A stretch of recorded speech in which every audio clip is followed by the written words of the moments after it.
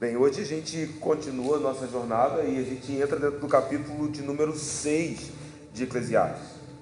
É importante sempre estar conectado com tudo aquilo que veio antes dentro do próprio livro de Eclesiastes, e o mestre nos mostrou até aqui que toda e qualquer alegria na vida deve vir como um dom de Deus.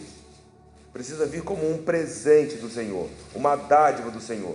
Salomão, um homem com tantas riquezas, um homem tão próspero, um homem que os seus tesouros se tornaram proverbiais, este homem nos ensina que é melhor ter essa alegria do que acumular as riquezas e os bens, mas tudo isso à parte do conhecimento de Deus.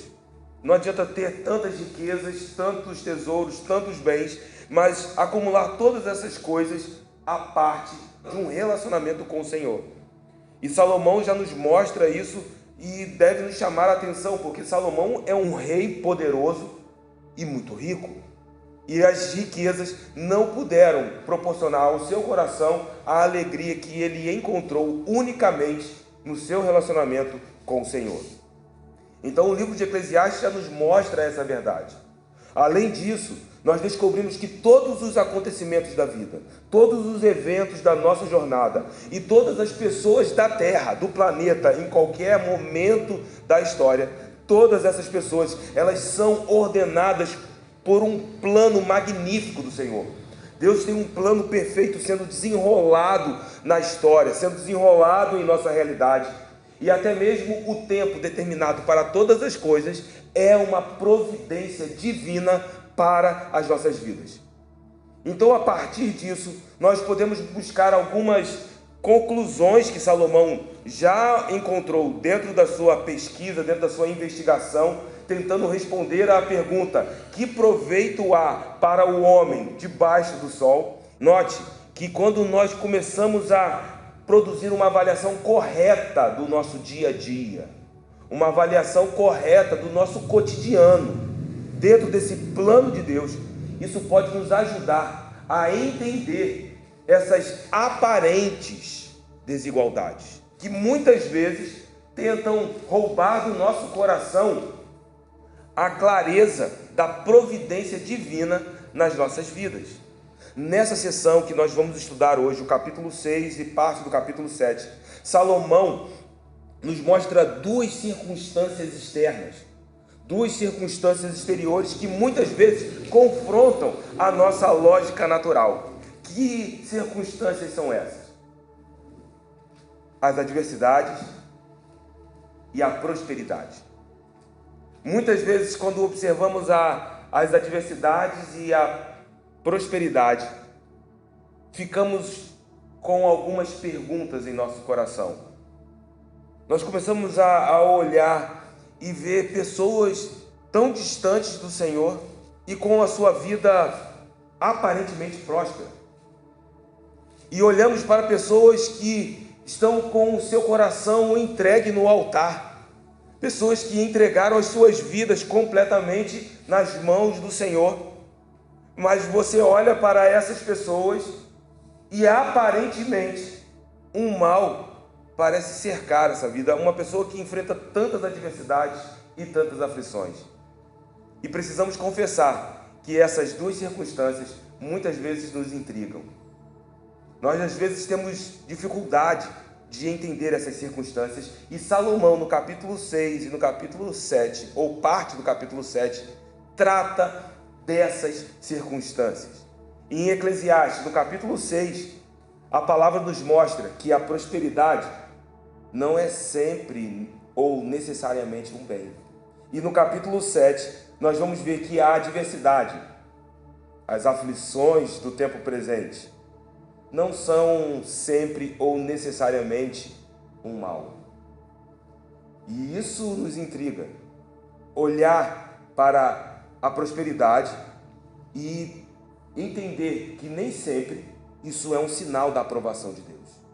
E olhar para as adversidades e encontrar de alguma maneira que nem sempre as adversidades e as aflições, elas são uma evidência de alguma forma da desaprovação do Senhor em relação às nossas vidas. Muitos comentaristas, quando olham para essa porção do capítulo 6, eles acham que o tema dessa sessão em Eclesiastes é a falta de satisfação que os homens recebem no seu trabalho, com aquilo que eles buscam. Contudo, se pensarmos assim, nós estaríamos desconsiderando todo o contexto do livro, e nós precisamos olhar para essa porção dentro do livro como um todo. E Eclesiastes não é uma lista de provérbios. É muito importante a gente tentar entender o livro de Eclesiastes como o livro de Eclesiastes se apresenta a nós. O livro de Eclesiastes é diferente do livro de Provérbios, em que, embora ambos sejam livros de sabedoria, de sapiência, o livro de Provérbios é um livro em que você tem uma lista de provérbios que são colocados, agrupados em temas, mas eles são listados. O livro de Eclesiastes não. Embora haja provérbios no livro de Eclesiastes, todos esses provérbios eles estão conectados para nos levar a uma conclusão, para responder à pergunta que foi feita no começo do livro. E nós já vimos que o Senhor conduz Salomão a uma conclusão gloriosa, conduz Salomão a um entendimento da importância do temor do Senhor na vida daqueles que caminham buscando a alegria e a satisfação, pois sem o temor é impossível encontrar essa alegria. E Salomão, agora no capítulo de número 6, vai nos mostrar que alguém pode possuir riquezas, pode possuir honra, pode possuir bens, pode possuir diversos filhos, pode ter uma vida longa, uma vida cheia de longevidade, os bens que qualquer um possa imaginar. E ainda assim, essa pessoa, aparentemente tão próspera, será alguém abatido, alguém insatisfeito ou alguém infeliz. Salomão percebe que as riquezas e os bens não são suficientes para produzir no coração de alguém a satisfação que só o Senhor pode dar. Salomão percebe que honra, riquezas, bens não são elementos suficientes para produzir isso dentro dos nossos corações. Mas por quê? Porque Deus separou o dom dos bens do dom da capacidade de desfrutar desses mesmos bens. São coisas distintas. Quando o Senhor lhe dá um bem, porque Ele é o doador de toda boa dádiva, isso é um dom de Deus. Mas separado do dar o bem, o Senhor reservou um dom especial, o dom de desfrutar aquilo que Ele está te dando. E isso deve nos chamar a atenção, porque todos nós recebemos as dádivas do Senhor. O Senhor tem nos dado os seus bens, Ele tem nos sustentado. Temos tudo aquilo que precisamos. Por mais que você se considere uma pessoa humilde, você pode ter certeza que você tem tudo que você precisa. Pelo menos um par de calçados você tem. E você não precisa de mais do que um par de calçados. Você pode ter até mais do que um par, mas você só precisa de um par. Você percebe que tudo aquilo que nós de fato precisamos não falta sobre as nossas vidas. Mas juntamente com essas coisas, precisamos entender, e Salomão descobre isso e deixa isso de maneira muito clara, que as pessoas podem ter até muito mais do que um par de sapatos. Ainda assim, parece que sempre estão sem calçados. As pessoas estão sempre querendo mais. Parece que sempre estão insatisfeitas. Parece que elas sempre estão procurando algo para preencher um vazio dentro do coração. E não percebem que o Senhor já tem sustentado, que o Senhor já tem derramado. E essa falta de contentamento pode ser uma sombra da falta da gratidão.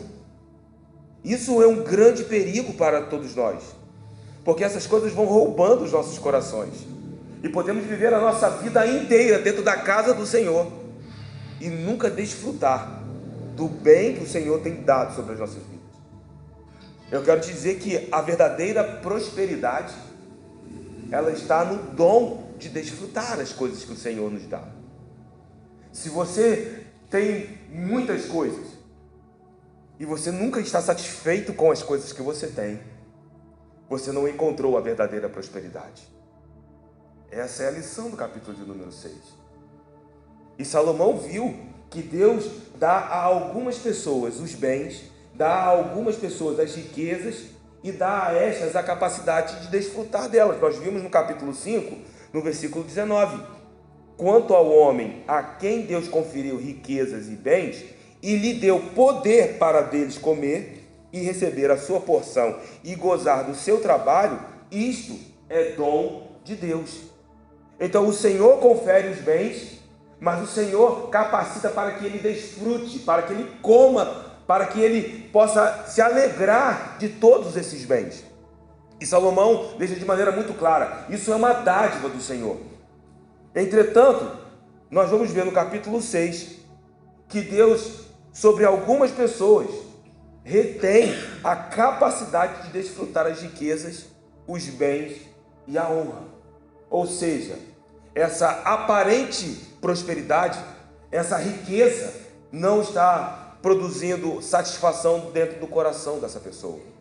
E ele começa assim, porque ele diz que há um mal que vi debaixo do sol, que pesa sobre os homens.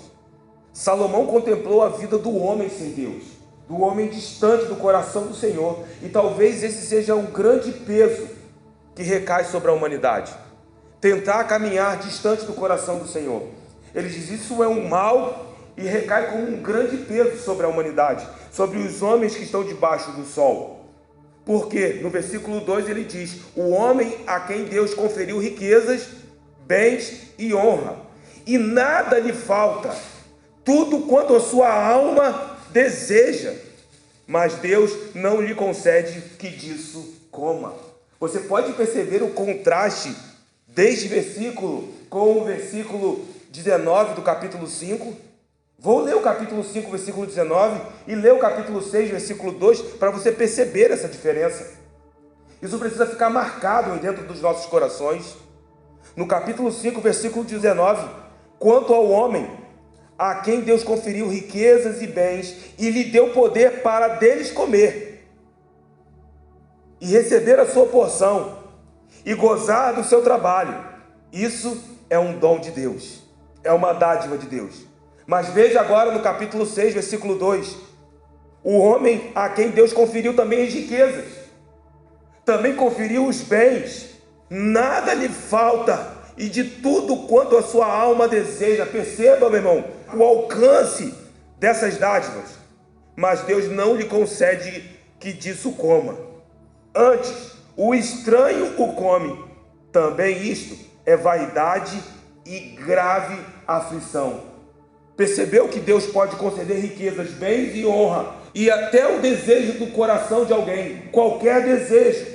No entanto, fazer isso sem dar a essa pessoa a capacidade dela desfrutar e se satisfazer naquilo que possui, o vazio continua, porque falta um dom de Deus, falta o dom de desfrutar, porque Deus faz chover sobre o justo e o injusto.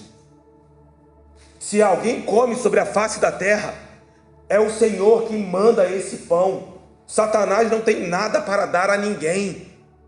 O desfrutar das chuvas do Senhor só é derramado sobre aqueles que temem e amam o Senhor. E esse dom não é dado separado do conhecimento de Deus, pastora Letícia. Eu vou te dizer algo aqui nessa noite: Deus está nos fazendo amadurecer dentro de muitos textos até que estão no Novo Testamento. Porque você já deve ter visto palavras de Jesus a respeito de uma chuva do Senhor, das bênçãos do Senhor sobre o justo e o perverso. Entretanto, nós começamos a perceber aqui dentro do livro de Eclesiastes que o fato de chover sobre ambos não quer dizer que o justo e o perverso estejam encontrando a verdadeira alegria e a verdadeira satisfação nas coisas que possuem. Somente aqueles que se aproximam do Senhor. E essa é a nossa oração nessa noite: que possamos nos aproximar do Senhor, amando o Senhor, temendo o Senhor, e então neste lugar Ele derrama sobre nós a capacidade de desfrutar das coisas que nós temos. A prosperidade, quando colocada como um sinônimo de muitas posses, ela é em si insatisfatória. Não adianta ter muito dinheiro, e você entender isso como a prosperidade, porque ela só se tornará a verdadeira prosperidade no momento em que Deus também dê o dom divino de desfrutar dessas coisas. E eu quero, meu irmão, encontrar esse lugar no coração do meu Senhor. As riquezas dadas por Deus sem o dom de desfrutar é uma terrível doença. O coração fica vazio, a alma permanece angustiada. Por mais que você tenha, por mais que você compre, por mais que você acumule, você não encontra a verdadeira alegria, porque esse dom, Salomão percebeu de maneira muito clara, só é dado àqueles que agradam ao Senhor, aqueles que caminham se aproximando do Senhor. E no versículo 2 nós vimos um grave mal, porque além dessa pessoa não conseguir desfrutar do que possui, ele ainda vê um estranho, outro, que pode vir e desfrutar dos bens que nunca trabalhou para ter, desfrutar desses bens que este homem que possuía não desfrutava. Ele vê um estranho desfrutando dos seus bens, se alegrando nos seus bens, enquanto ele, como dono, apenas tinha porções esvaziadas de alegria. Nós vemos muitas pessoas assim. Nós vemos pessoas assim dentro da igreja. Pessoas com as mentes doentes. Muitas pessoas com os corações doentes. Pessoas que vivem insatisfeitas. Pessoas precipitadas num lugar de oração, porque não encontraram o dom de desfrutar, o dom do contentamento. Mas levante a tua mão para o alto, porque para aqueles que pertencem ao Senhor, Deus tem uma vida abundante. Eu declaro isso sobre as nossas vidas. Deus tem uma vida cheia de contentamento, cheia de provisão e de alegria, para a glória do nome dEle. Mas Salomão viu no capítulo 6 e no versículo 2, que um estranho pode vir a desfrutar daquilo que você possui e que você nunca desfrutou. E Salomão diz que isso é rebelde, é vaidade, é névoa, é um enigma. E entenda que enigma pode ser uma tradução possível aqui dentro desse contexto. Porque quando a névoa cai, você não consegue ver com clareza, porque está encoberto. Então a névoa, ela não é só passageira. Uma vez que recai sobre algo, você não consegue discernir com clareza. Uma pessoa que já dirigiu em uma época de neblina, naquelas neblinas tão densas, a ponto de você estar dirigindo na estrada e não ver 10 metros na frente. Isso é a névoa.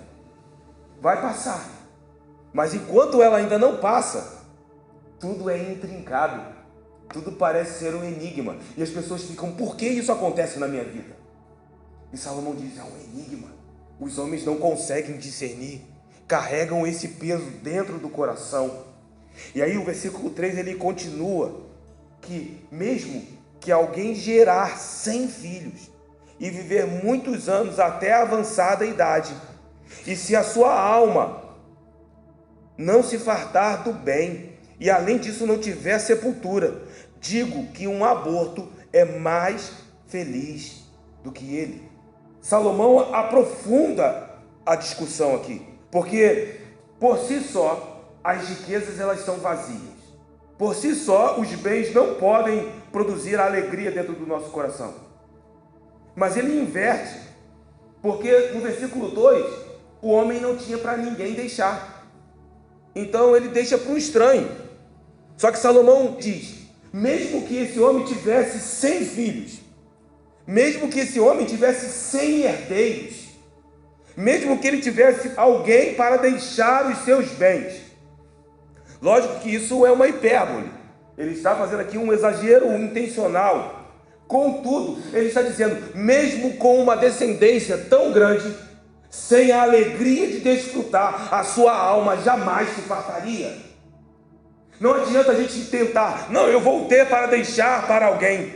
Distante do Senhor, nós continuaremos esvaziados de contentamento, de alegria e de satisfação.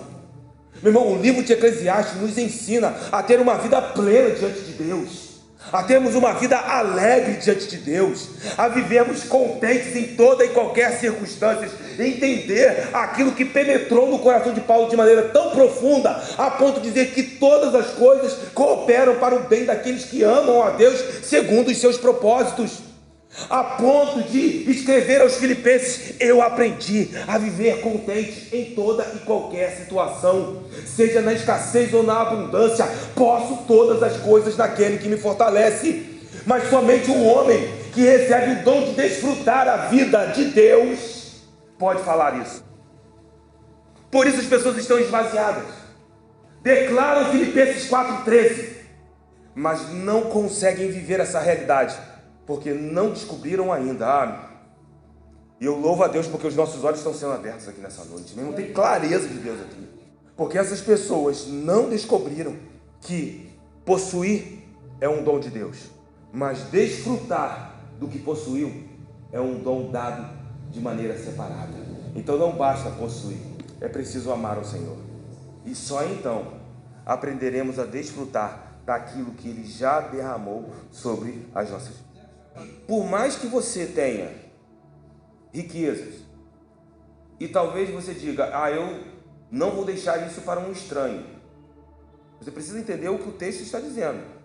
Não, mas eu tenho uma descendência gigante, eu tenho vários filhos, eu tenho netos, eu tenho gerações, deixarei para eles. Salomão está dizendo, mesmo assim, a sua alma continua vazia, sem se fartar, mesmo que vivesse muitos anos. E ele faz uma comparação dramática. Ele diz assim: uma criança que nasce morta, um aborto, encontra mais felicidade do que este homem, mesmo que tivesse uma vida longínqua, muitos filhos, não encontraria a alegria que o Senhor pode dar. Uma criança natimorta, ela está livre do sofrimento, ela não se depara com o sofrimento de viver sem a alegria, mas este homem viveria com esse desafio. O versículo 4 ele diz: pois em vão vem o aborto, em vão vem a criança que nasce morta, e em trevas se vai, e de trevas se cobre o seu nome. Não viu o sol, nada conhece, todavia tem mais descanso do que o outro, tem mais descanso do que aquele homem que viveu muitos anos, que acumulou muitos bens e riquezas, que tinha uma descendência para deixar os seus bens e riquezas, mas continua vazio dentro de si, continua insatisfeito, não há como fugir. O que Salomão está dizendo é que se você for para o mais alto monte, você se deparará com o Senhor. Mas eu quero fugir dele, continuará vazio. Eu vou para o profundo vale, e lá o Senhor está. Não há para onde fugir enquanto a humanidade não se encontrar com o Senhor. Esse vazio continua dentro do coração. Mas eu declaro sobre as nossas vidas o Deus que preenche os nossos corações com a alegria que excede todo o entendimento. Salomão leva essa discussão para um ambiente dramático. Ele diz que essa criança que nasce morta tem mais descanso na alma do que aquele que vive com bens e riquezas, vive cheio de bens e nunca encontrou o Senhor. Uma grande descendência, cara, é uma bênção. Nós vemos Jó, quando é restituído, ele tem filhos, e ele vê os filhos dos seus filhos, ele vê até a sua quarta geração, porque isso é uma dádiva de Deus. Mas isso é uma coisa boa, mas não pode ser comparada com algo que é melhor. Quando essas coisas boas, elas vêm juntas com a capacidade de desfrutar delas. Então eu quero dizer, meu irmão, que você tenha hoje nas mãos coisas que o Senhor tem te dado. Eu oro ao Senhor para que a plenitude, esse contentamento transborde os vossos corações, transborde o meu coração, meu irmão, que possamos viver alegres. E eu vou te dizer uma coisa, eu tenho encontrado essa alegria, irmãos. Essa estação dentro do livro de Eclesiastes tem me ensinado a encontrar a alegria nas coisas mais simples, desfrutar. Que dádiva nós estamos hoje aqui desfrutando juntos. Estamos calçados, estamos vestidos. Por mais simples que o pão tenha sido, ele estava sobre a tua mesa no dia de hoje. Ah, Deus! E as demais coisas? Busque em primeiro lugar o reino dos céus. As demais coisas são acrescentadas. Essa é a alegria que excede o entendimento, que nos transborda e é dada sobre nós como uma dádiva. Então a prosperidade, ela não necessariamente é um bem. Abram os olhos espirituais, porque muitas vezes olhamos para as pessoas que aparentemente são prósperas, mas você para conversar 5 minutos com essa pessoa, tão vazia, tão infeliz, tão insatisfeita, mas ela é tão próspera. Ela parece ter tudo. Ela parece ter tudo o que você deseja. Tudo que você fala assim, era isso que eu queria ter e eu não tenho. Eu vou te dizer uma coisa, essa não é a palavra correta para as nossas vidas. Porque tudo que nós precisamos, nós já encontramos em Jesus Cristo. Nós encontramos nele. O versículo 6 apresenta outra hipérbole, outro exagero. Essas hipérboles orientais eram típicas na linguagem de Salomão, porque ele diz, ainda que aquele homem que acumulou riquezas, que teria 100 filhos, ainda que aquele vivesse 2 vezes 1000 anos, mesmo que vivesse 2000 anos, mas não gozasse o bem, porventura, não vão todos para o mesmo lugar? Quando Salomão faz essa comparação, ele está fazendo a comparação com a criança que nasceu morta. Não vão todos para o mesmo lugar? Aqui, pobres ou ricos, sábios ou tolos, todos estão nivelados da mesma maneira. Salomão, ele entende que é o Senhor quem sabe o que de fato é melhor para nós. Ele sabe o que nós precisamos realmente. E, meu irmão, ele não vai faltar com essa provisão sobre as nossas vidas. Ele é fiel. Você pode confiar naquilo que ele está fazendo. Alguém pode trabalhar a vida inteira almejando o seu desejo incansável. Eu vou conseguir. E você foca naquilo e você trabalha, você se sulanca, você se desdobra. Um emprego não é suficiente, vou ter 2. Não, 2 não são suficientes, eu vou ter 3. E você começa a parar para falar com essas pessoas sinceramente. Você encontra pessoas cansadas. O que está acontecendo? Será que nós estamos discernindo de fato o que precisamos? Eu sei que, meu irmão, falar disso é muito sensível, porque alguém poderia dizer, Zeca, mas eu sei o que eu de fato preciso. Mas eu ousaria dizer, Deus sabe o que você de fato precisa. E Ele é fiel nisso. Não estou falando aqui contra pessoas que têm 1 emprego, 2 empregos ou 3 empregos. Mas quando nós percebemos que o tempo está mal administrado, e você para conversar, e a sensação que eu tenho, quando converso com essas pessoas, sinceramente, é que parece que continua faltando.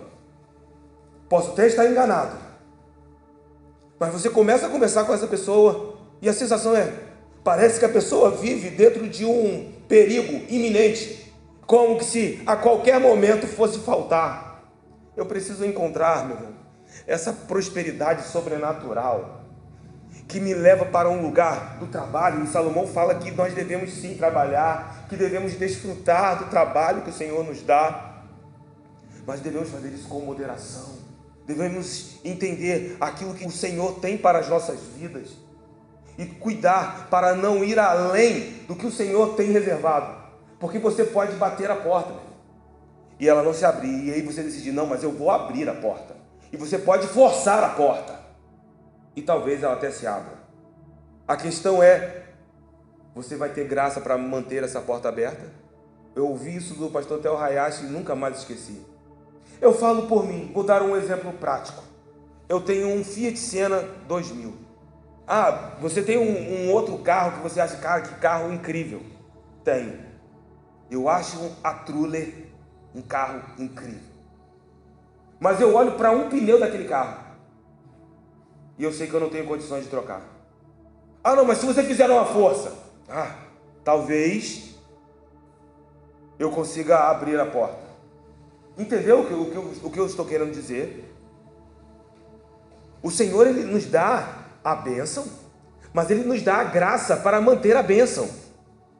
Mas quando a gente quer o desejo do nosso coração, nós começamos a nos envolver com aquilo que ainda não é o tempo de Deus. Eu não estou dizendo que Deus não queira talvez um dia me dar, não estou dizendo isso, mas eu sei que o dia que Ele derramar algo nesse sentido sobre a minha vida, a graça para manter a dádiva também vai vir.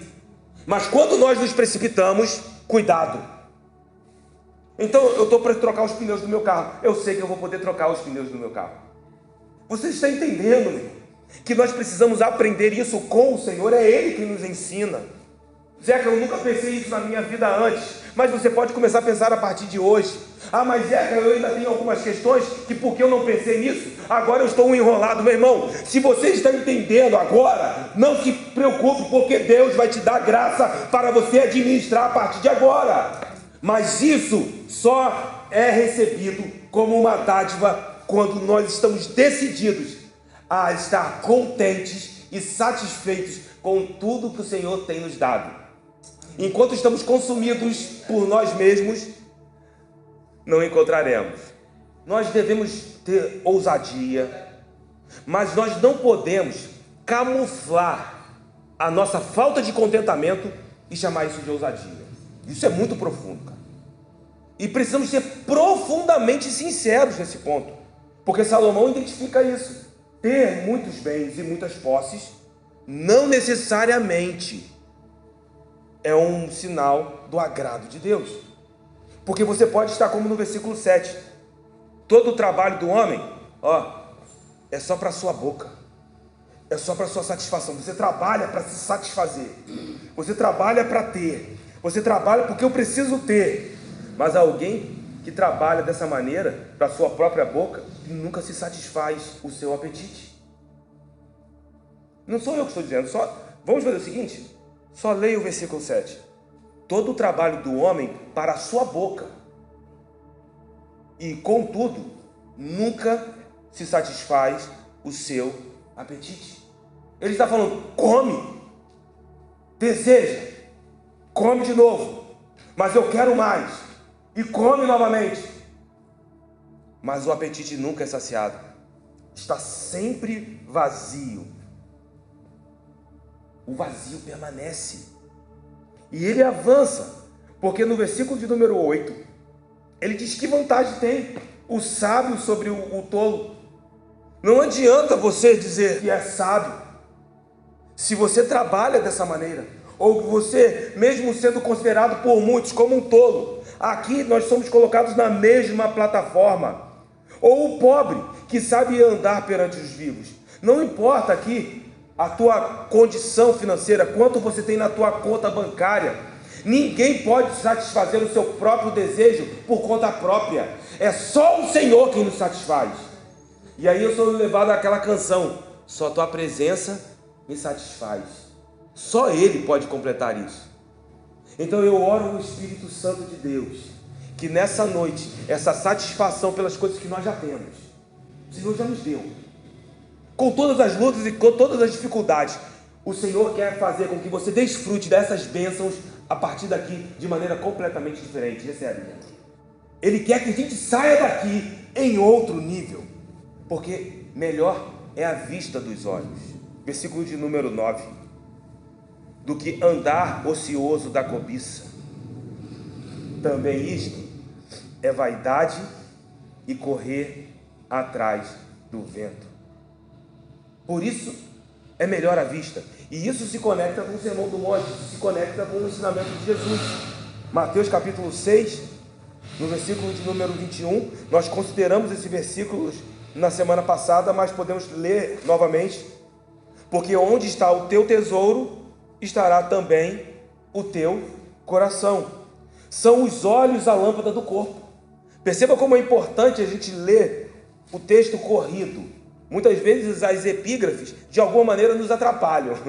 De alguma maneira, às vezes, as epígrafes nos atrapalham. Porque parece que começa algum outro tema, ou algum intérprete entendeu isso como um outro tema, e a gente separa ele do contexto. Jesus está falando sobre os tesouros do céu, e ele está dizendo que onde estiver o nosso tesouro, lá também estará o nosso coração. E ele continua dizendo, porque os olhos são as lâmpadas do corpo. Os nossos olhos, aquilo que vemos. E se os teus olhos forem bons, todo o teu corpo será luminoso. Se, porém, os teus olhos forem maus, todo o teu corpo estará em trevas. Portanto, caso a luz que em ti há sejam trevas, note que Jesus está falando para os de dentro.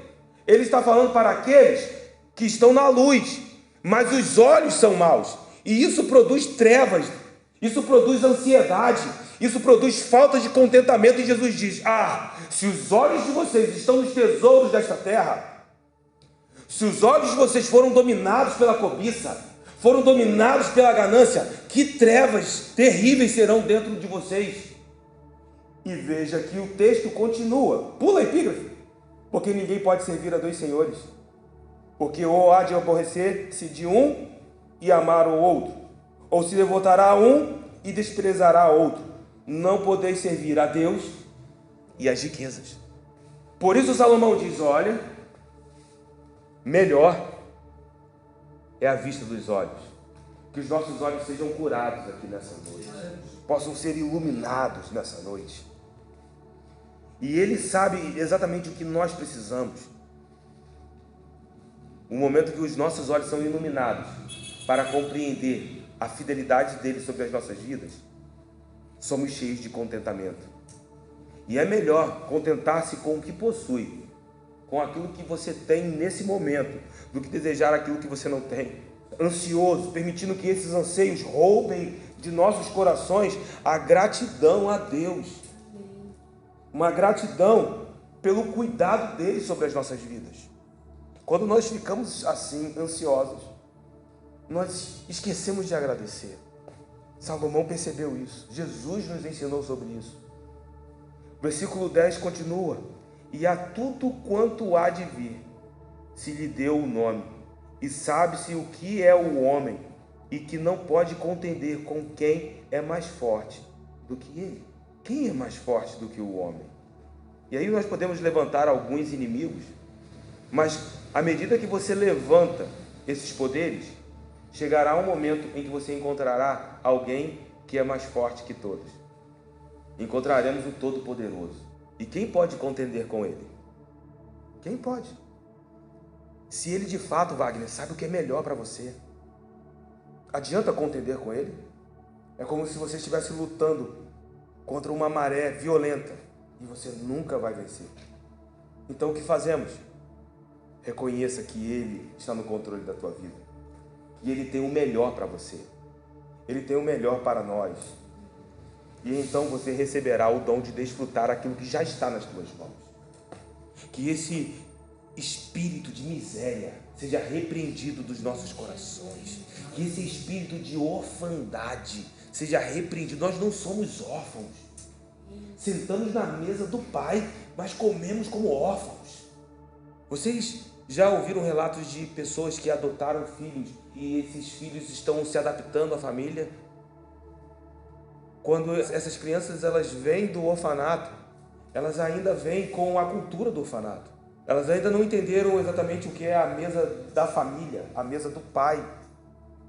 E muitas vezes comem mais do que precisam para aquele momento, porque às vezes no orfanato, podiam não comer mais tarde. Havia sempre a sombra da falta. Mas nós não somos órfãos. Nós fomos adotados. Nós estamos numa família. E o anfitrião dessa família é o nosso Pai. E Ele é extremamente generoso.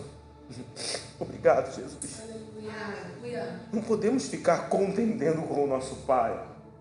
Por mais que alguém tente contender e resistir à decisão do Senhor, e tente buscar os seus próprios desejos na sua própria força, no seu próprio braço, eu vou te dizer que tudo isso é inútil. Vai passar. Só vai aumentar a vaidade, só vai aumentar a rapidez com que as coisas passam. Mas confie naquilo que o Senhor derramou sobre a tua vida, meu irmão. Porque quanto mais as pessoas resistem a abraçar essa confiança no Senhor, essas pessoas se tornam mais insípidas, se tornam sem sabor. Essas pessoas parecem que ficam mais vazias, elas já estão vazias, mas por resistir à vontade do Pai, parece que o vazio aumenta. Essas pessoas continuam insatisfeitas, a situação continua a mesma e parece que o abismo só se aprofunda. Então o segredo que o Senhor derrama sobre nós está em reconhecer as nossas próprias limitações e então começar imediatamente a temer o Senhor. Que possamos temer ao Senhor em relação àquilo que Ele tem nos dado. Que possamos temer ao Senhor em relação às bênçãos que Ele tem confiado em nossas mãos. Porque não adianta temer ao Senhor, porque Ele é santo, todo-poderoso, mas quando você recebe uma dádiva dEle, você não mantém esse temor vivo dentro do seu coração.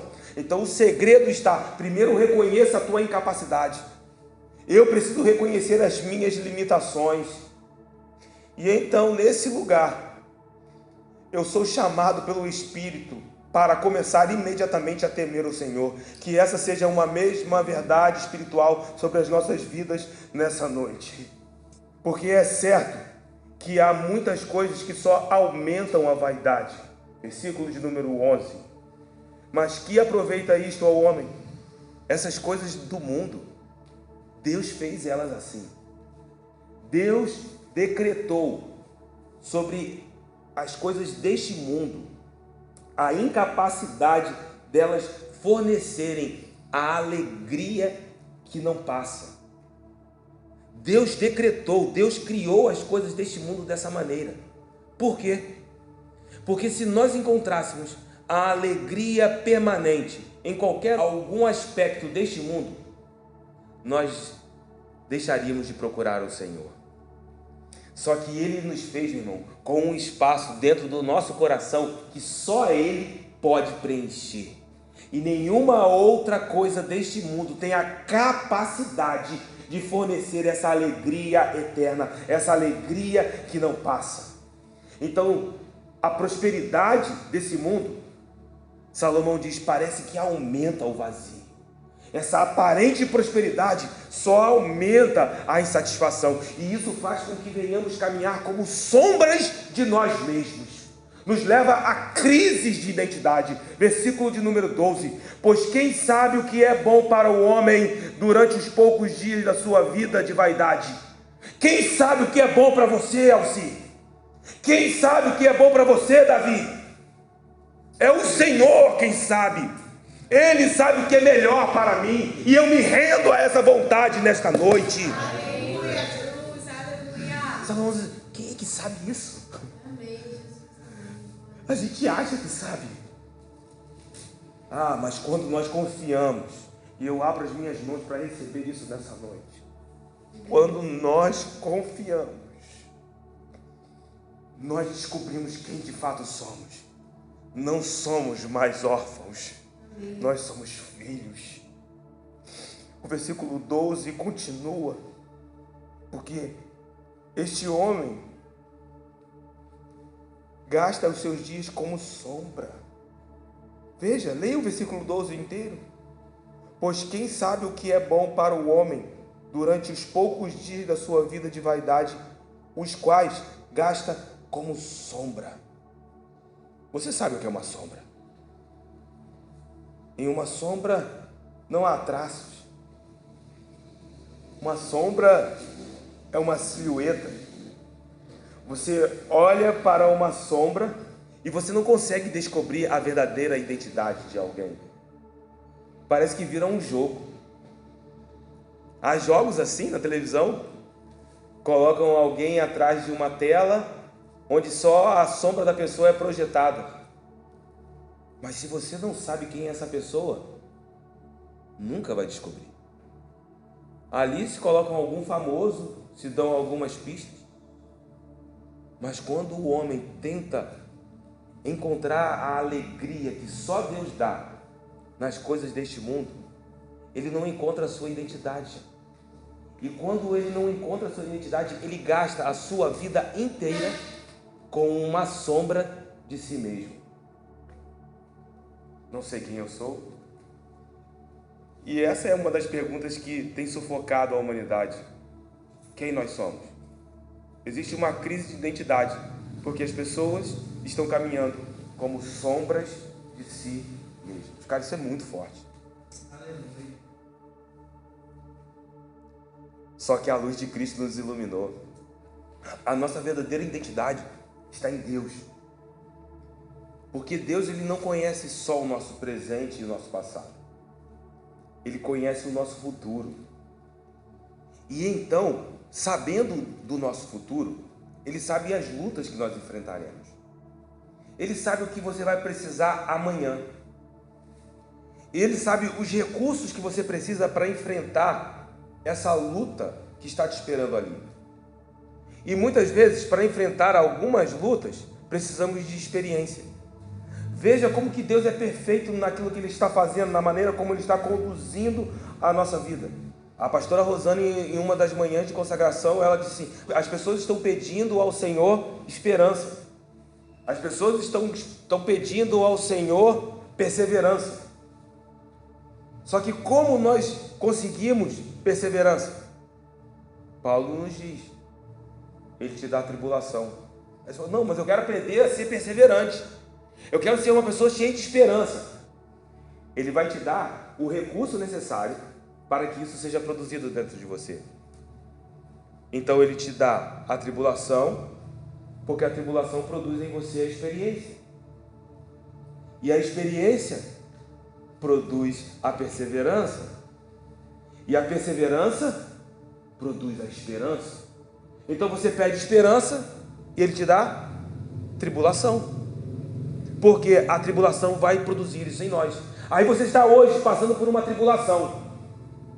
E Senhor, o que está acontecendo? O Senhor me abandonou. E Deus está do céu olhando para você e falando assim: não, isso está produzindo o recurso necessário, porque tem uma luta ali na frente, que se você não tiver esse recurso, lá você vai ser derrotado. Mas eu não deixo você entrar em uma batalha sem que você esteja munido de tudo que você precisa.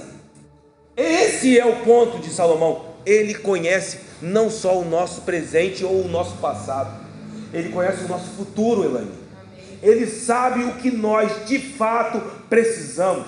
Poderíamos perguntar, como Paulo perguntou no livro de Romanos, no capítulo 9, no versículo 20: quem és tu, ó homem, para discutires com Deus? Porventura pode o objeto perguntar a quem o fez: por que me fizeste assim? Pode o vaso voltar-se para o oleiro e dizer: por que eu sou feito assim, oleiro? Nós entramos, meu irmão, na discussão que o Senhor teve com Jó, um diálogo em que Jó foi completamente desfeito, em que Jó foi completamente quebrado. Mas no momento em que Jó foi quebrado, ele disse: eu te conhecia antes, mas era de ouvir falar. Mas agora os meus olhos foram iluminados. Aleluia. E agora os meus olhos te veem. Aleluia. Esse é o nosso lugar. Nós não seremos sombras de nós mesmos. Quem pode declarar ao homem o que ele vai ser depois? Só o Deus, que é de eternidade em eternidade, todo-poderoso, e tem a história nas suas mãos, que tem o controle das nossas vidas, que nos ama e que derrama sobre nós toda a provisão e recursos necessários para caminharmos uma jornada triunfante de glória em glória até que esta obra seja completa nas nossas vidas. Tem graça de Deus aqui. Que bom estar com vocês aqui nessa noite. A prosperidade pode nem ser aquilo que aparenta ser. Então o que preciso fazer nessa noite? Primeira coisa, você que gosta de anotar, busquemos conhecer a Deus. A primeira coisa que precisamos fazer é: preciso conhecer a Deus e prosseguir em conhecê-lo. É o que nós estamos fazendo aqui nessa noite. E eu louvo a Deus pela vida de vocês aqui, por me ajudarem nessa caminhada, para também prosseguir em conhecer o Senhor. Então a primeira coisa, busquem conhecer o Senhor. E uma vez que você o conhece, nós não o conhecemos plenamente, mas verdadeiramente o conhecemos. O que você conhece dele é verdade. Você não o conhece ao todo, porque ele é Deus. Pode o objeto falar alguma coisa assim com o seu Criador? Não. Mas, embora eu não o conheça plenamente, eu sei que tudo o que eu conheço dele, que está escrito, é verdade. Então podemos conhecê-lo verdadeiramente. Amém. Segundo, uma vez que você buscou conhecê-lo, esteja contente com os dons que ele te dá. Procure ser grato com aquilo que está nas tuas mãos. Procure esse lugar de contentamento.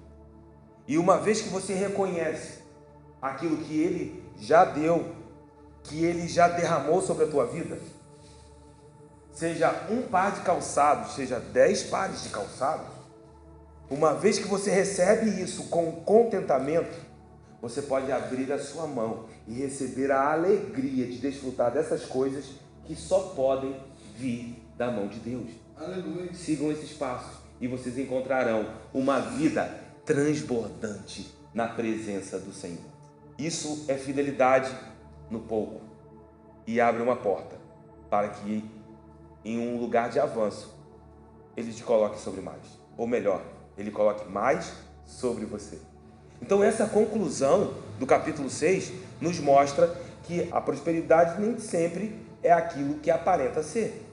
E isso nos mostra um caminho para o próximo capítulo, porque o próximo capítulo nos mostra que as adversidades e aflições também não são necessariamente sinais do desagrado de Deus. Consegue observar agora? Primeiro, nós vimos que a prosperidade pode nem sempre ser aquilo que aparenta ser. E agora nós estamos vendo que as adversidades e aflições não são necessariamente um sinal do desagrado de Deus. Na verdade, a adversidade pode ser um bem muito maior do que a aparente prosperidade. Às vezes vamos olhar para alguém que está passando por uma estação de aflições e talvez aquela pessoa esteja em um lugar muito mais seguro do que outro que tenha uma aparente prosperidade, mas está distante do Senhor. Salomão descobre isso e escreve isso para a gente dentro do livro de Eclesiastes. Ele nos ensina a viver isso. Quantos querem aprender a viver isso? Esse é o próximo capítulo. E aí no capítulo 7 ele diz que há estações de adversidades, estações difíceis, estações de lágrimas, estações de perdas, estações de remoções. Melhor é a boa fama do que um unguento precioso. E o dia da morte, melhor do que o dia do nascimento. Você vai falar assim, peraí, cara, um bom nome é melhor do que um unguento precioso, porque o unguento precioso era uma especiaria cara. E esse versículo nos mostra que essa prática de usar as especiarias, os ungüentos, era um costume dos tempos bíblicos, em que se preparavam os corpos dos falecidos para um sepultamento digno. E aí Salomão está dizendo, é melhor ter um bom nome do que o sepultamento de um príncipe de má reputação. Por quê? Porque no dia da morte de alguém com bom nome, você vai se lembrar dessa pessoa. E esse dia é melhor do que o nascimento. Porque no nascimento, aquela pessoa ainda precisa completar a carreira. Uma coisa é ter uma carreira proposta diante de você. Outra coisa é você olhar para alguém que diz: cara, ele completou a carreira. Esse homem combateu o bom combate. Esse homem guardou a fé. Ter uma vida elogiada, uma vida que serve de exemplos para outros. Mas o dia é dia de morte. Mas veja que até num dia de morte, um grande exemplo pode ser deixado, um legado pode ser deixado, que o último dia das nossas vidas, as pessoas possam olhar e ver um grande homem de Deus, uma grande mulher de Deus, um exemplo para os mais jovens, um exemplo de vida para os que ficaram. Então, mesmo nos dias de lágrimas, nos dias de dor, nós podemos encontrar bons frutos. E Salomão percebe isso. Olhe, tenha um bom nome, cultive uma jornada digna, porque isso é muito melhor do que você ser sepultado no melhor cemitério que você conhece, ser sepultado com as melhores flores, com o caixão, com a melhor madeira, com a madeira de lei, porque tudo isso passa. Mas quando você vive uma vida digna diante do Senhor, Ele faz com que a tua vida se torne um legado e possa inspirar outras pessoas. E olha isso, mesmo depois da morte, você continua sendo uma vida que deixa sementes. Imagina isso, mesmo depois da morte, as pessoas se lembram e falam: cara, preciso caminhar como esse homem caminhou. Nós temos grandes exemplos na história do cristianismo. Spurgeon, John Wesley. Mas por que não pode ser Letícia? Por que não pode ser Elaine? Por que não pode ser Wagner? Está reservado para nós. Basta abraçarmos aquilo que Ele nos deu, meu irmão. Homens que já morreram há séculos, mas o legado continua. Por quê? Porque tinham um bom nome.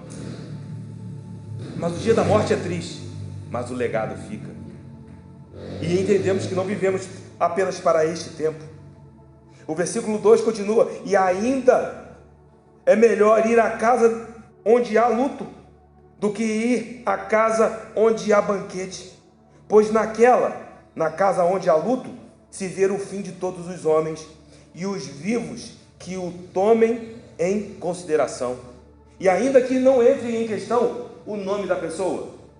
O versículo 1 falou do nome, mas ainda que não entremos em questão a respeito do nome da pessoa, da maneira como essa pessoa viveu, ainda assim, na casa onde há luto, há mais sobriedade. No luto se vê o fim de todos os homens, ricos ou pobres. E os que estão vivos, nós estamos vivos.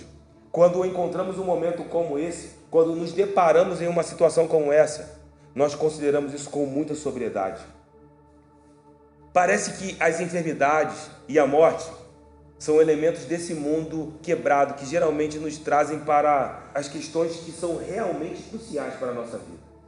Quando nós nos deparamos com uma estação de enfermidades, parece que começamos a nos perguntar em relação ao Senhor com aquilo que de fato importa. Quando nos deparamos com a morte, parece que as questões cruciais da nossa vida são trazidas à tona. Percebemos às vezes, em momentos de luto, que divisões são colocadas de lado. Por que nós não fazemos isso enquanto vida? É porque muitas vezes estamos envolvidos com a alegria desse mundo. Estamos envolvidos com as coisas que passam. Mas quando nós encontramos o Senhor nas estações de lágrimas, Ele derrama sobre nós essa sobriedade. Ele derrama sobre nós consolo. Mateus 5,4 se cumpre.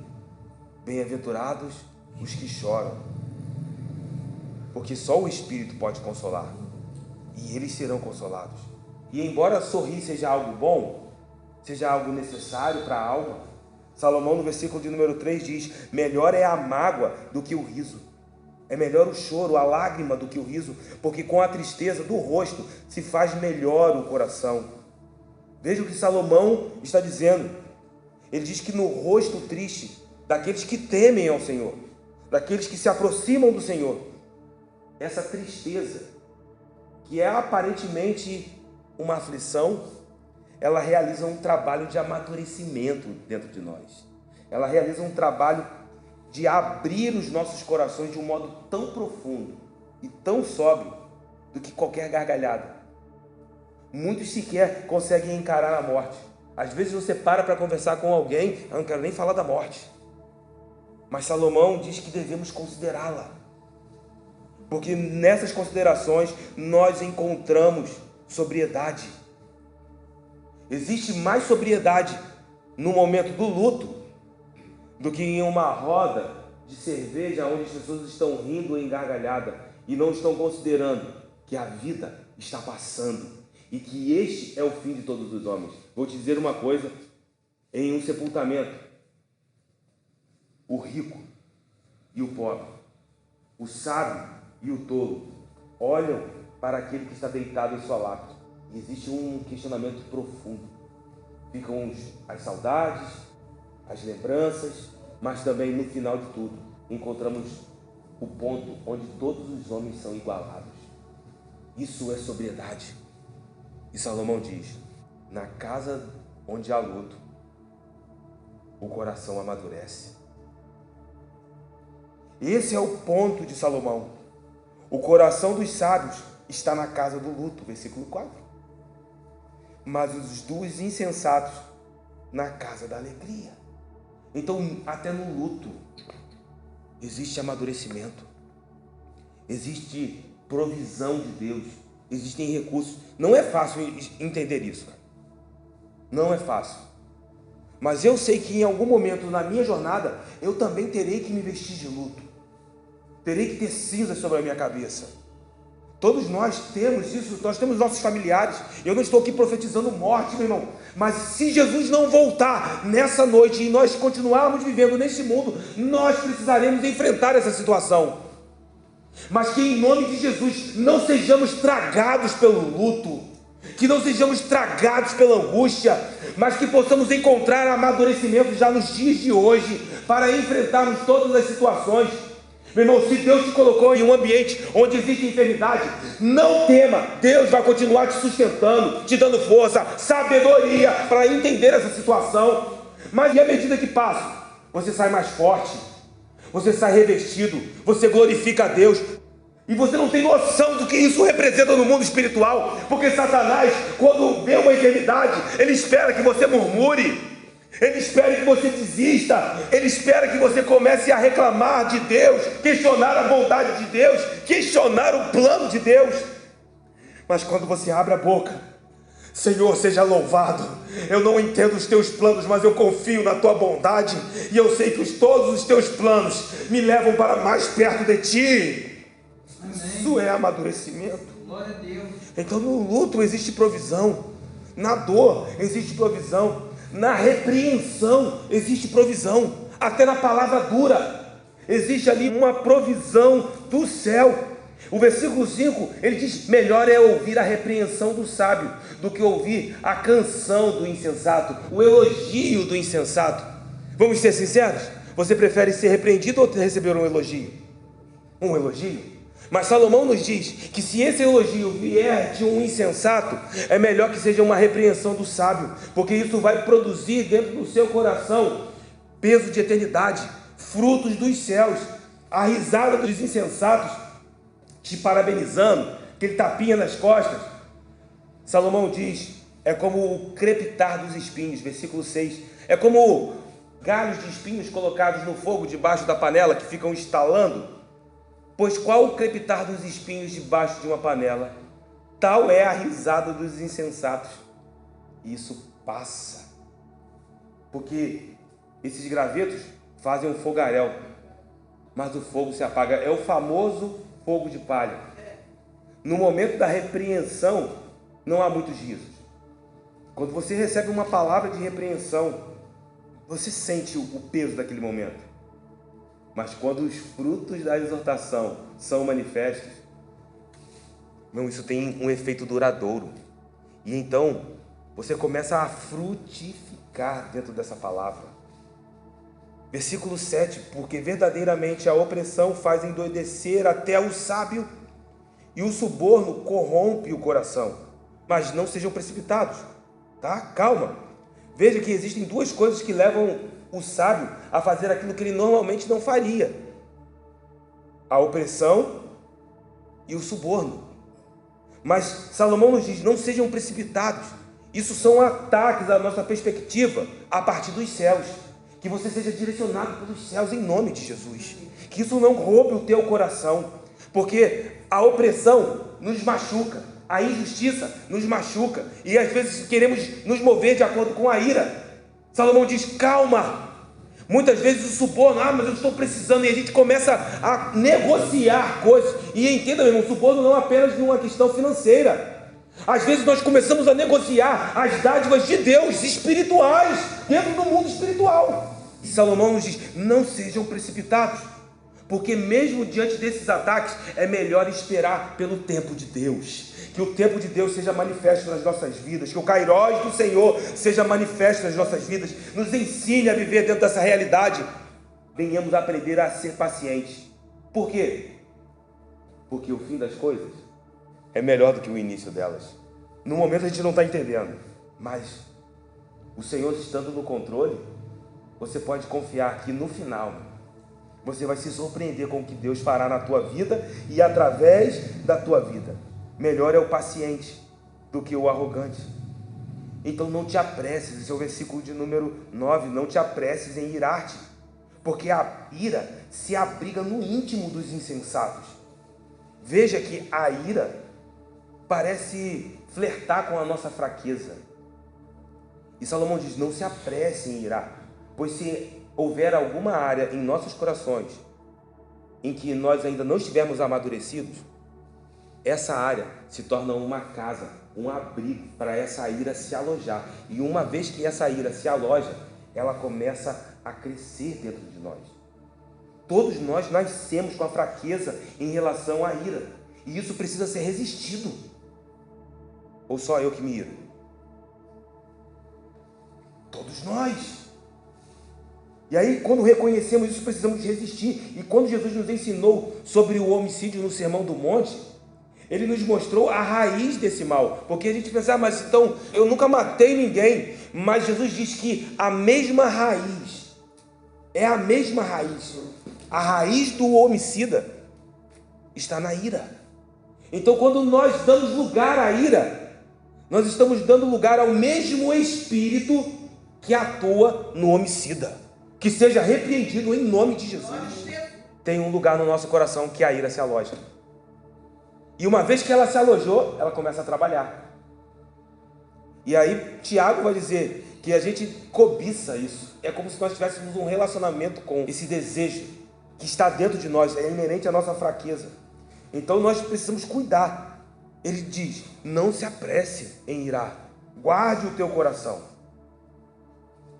Porque essa ira, ela é uma fortaleza de maldade dentro do nosso coração.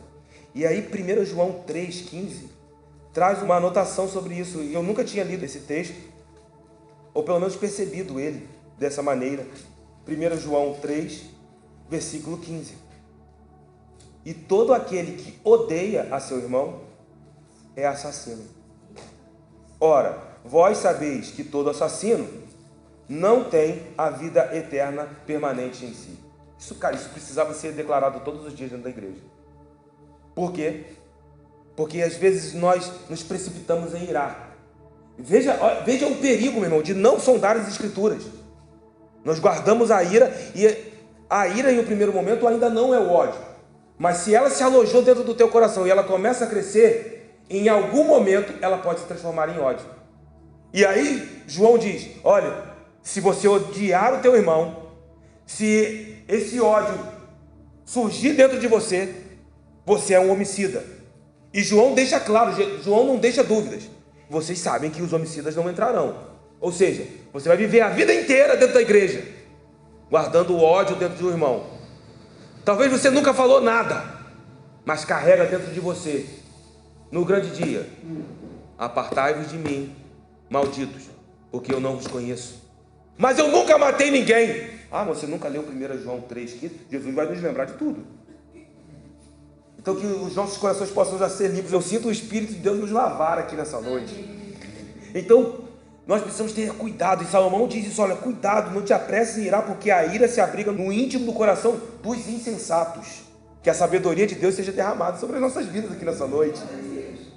E ele continua dizendo, e jamais digas, por que foram os dias passados melhores do que este? Pois não é sábio perguntar assim. Então aqui Salomão está dizendo, cuidado com o saudosismo, com a nostalgia. Porque essa nostalgia são laços de ingratidão e tiram os nossos olhos do nosso futuro com Deus.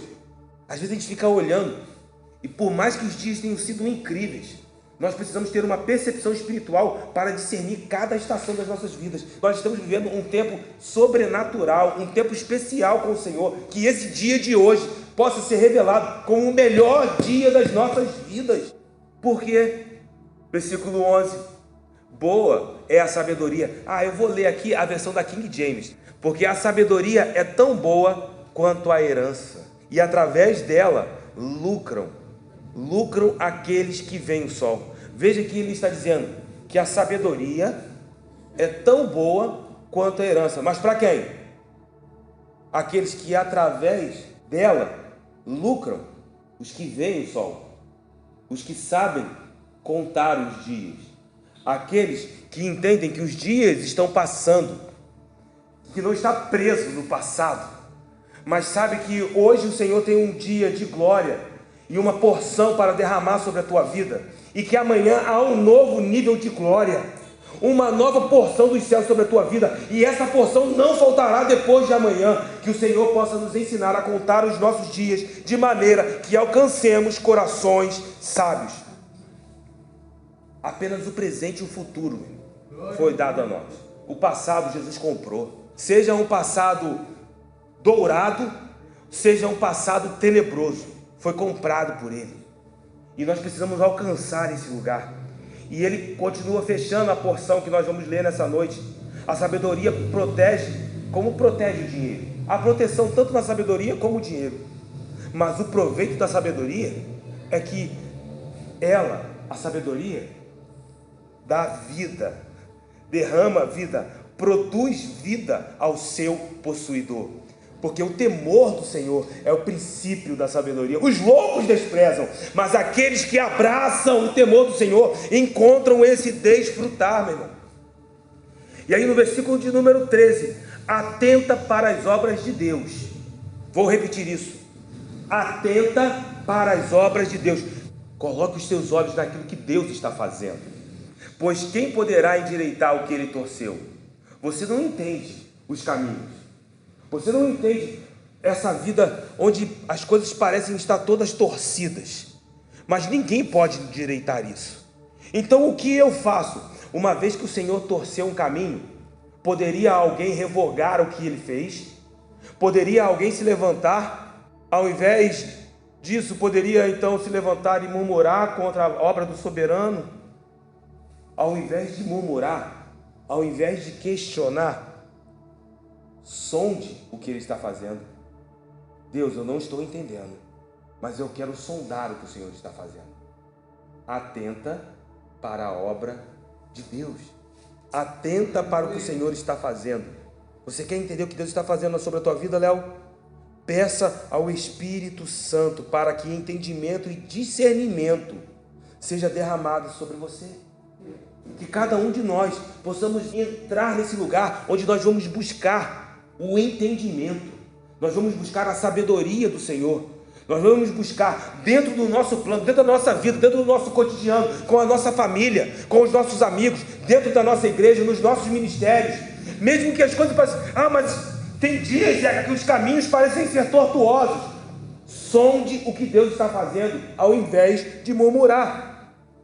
E então o versículo de número 14, o último versículo: no dia da prosperidade goza do bem, mas no dia da adversidade considera em que Deus fez tanto este, o dia da adversidade, como aquele, o dia da prosperidade.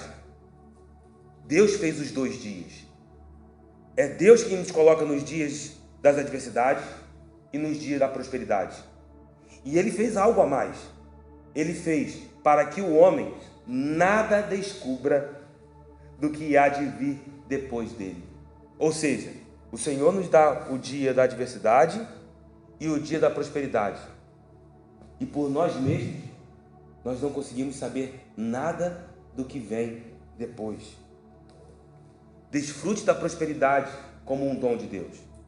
O que o Senhor tem dado sobre a tua vida, desfrute, meu irmão. Mas seja sóbrio no dia da adversidade.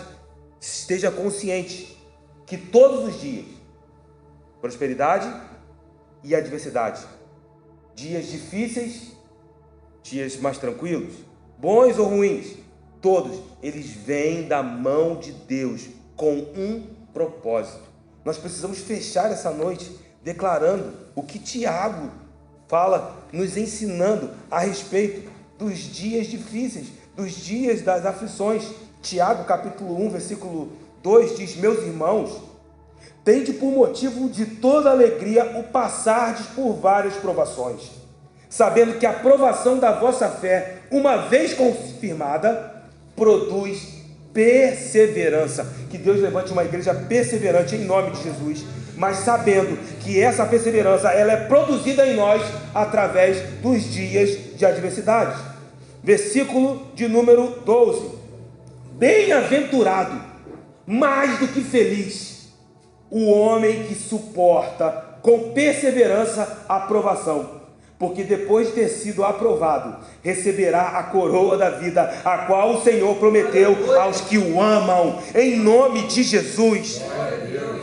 O homem não conhece o amanhã.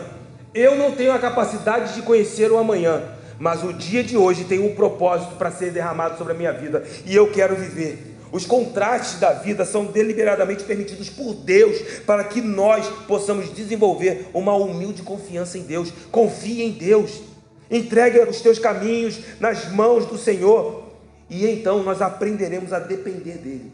Na prosperidade, se alegre, mas nas adversidades e tortuosidades da vida, aqueles dias mais difíceis, não sejam precipitados. Eu não quero ser precipitado. Reflita na bondade de Deus, o quão abrangente, o quão vasto é o plano de Deus que envolve a tua vida. As adversidades não nos matarão, os dias difíceis não nos matarão, em nome de Jesus.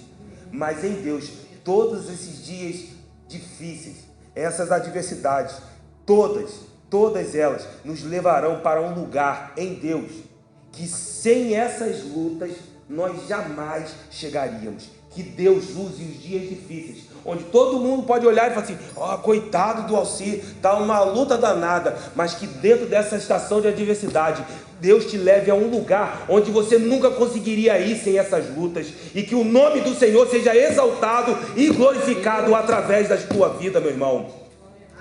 Essa é a nossa oração, e então aprendemos uma grande lição nessa noite. A prosperidade nem sempre aparenta o que ela se mostra ser. Nem sempre é um sinal do agrado do Senhor. E se você ama o Senhor, se você teme a Deus, eu posso te garantir que as adversidades, elas não são um sinal do desagrado de Deus sobre a tua vida, mas elas são um recurso sobrenatural para te levar aos lugares que você nunca pisou antes. Que nessa noite possamos abrir as nossas asas para alcançar os lugares mais altos em Cristo Jesus. Senhor, eu oro a Ti nessa noite sobre as nossas vidas. Obrigado, porque o Senhor está trazendo clareza. Os nossos corações estão sendo limpos, lavados aqui pela Tua palavra, meu Deus. Obrigado por nos lavar, nos podar, nos limpar com a Tua palavra. Obrigado por quebrar dos nossos corações o enigma, uma mentira, uma ilusão de que a prosperidade é uma evidência única do Teu agrado.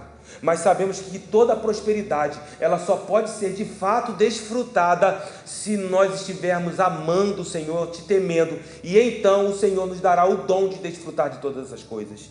mas saímos daqui também conscientes que as adversidades, elas não são para nos matar, elas não são necessariamente um mal sobre as nossas vidas, mas são processos nos quais o Senhor nos conduz e nos leva à transformação de glória em glória. Que essa seja a verdade revelada sobre as nossas vidas. Ensina-nos, Senhor, a caminhar segundo a Tua vontade, o Teu querer. Efetua a Tua boa obra em nós. Obrigado, Jesus. Nós te amamos, nós te desejamos e assim nós oramos, gratos pela porção derramada sobre as nossas vidas, em nome de Jesus. Amém e graças a Deus. Você pode aplaudir a Ele.